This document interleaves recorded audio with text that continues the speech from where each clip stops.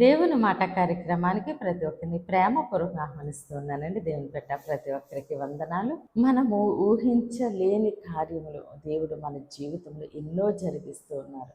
అయితే మనము మన కన్నీళ్ళు, మన ప్రార్థన వృధా అయిపోయిందేమో, దేవుడు మనల్ని చూడటం లేదేమో, మన బాధ చూడటం లేదేమో, మన కష్టాలు చూడటం లేదేమో అని అనుకుంటాం. కానీ దేవుడు సమస్తము చూస్తున్న దేవుడు. మన కన్నీళ్ళ వెనక మనమే ఊహించిన గొప్ప కార్యములను దేవుడు మన జీవితంలో జరిగిస్తూ ఉన్నారు. అయితే ఈరోజు దేవుడు మన కొరకు సిద్ధపరిచిన ఆయన శ్రేష్టమైన వాగ్దానం చూద్దామండి. యోబు 37వ అధ్యాయము 5వ వచనము. దేవుడు ఆశ్చర్యముగా ఉరుముధ్వని చేయును, మనము గ్రహింపలేని గొప్ప కార్యములను ఆయన చేయును. ఆమేన్. దేవుడి రోజు మనతో మాట్లాడుతున్న ఆయన మంచి మాట, మనము గ్రహింపలేని గొప్ప కార్యములను ఆయన చేయును. ఆమేన్.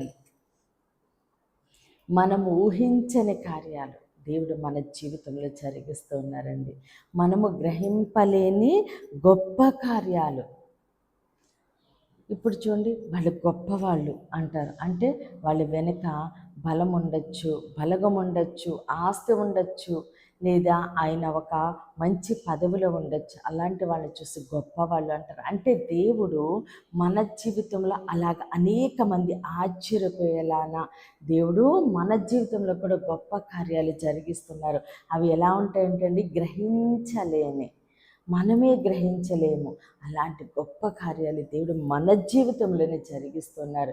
ఎప్పుడంటే మనం ఆయన మీద ఆధారపడినప్పుడు, మనం ఆయన పాదాలు పట్టుకున్నప్పుడు, ఆయన చిత్తానుసారంగా యథార్థంగా మనము జీవించినప్పుడు. నీ జీవితంలో నువ్వు ఊహించని రీతిలో దేవుడు నీ వ్యాపార విషయంలో ఆయన గొప్ప కార్యాన్ని జరిగించబోతున్నారు.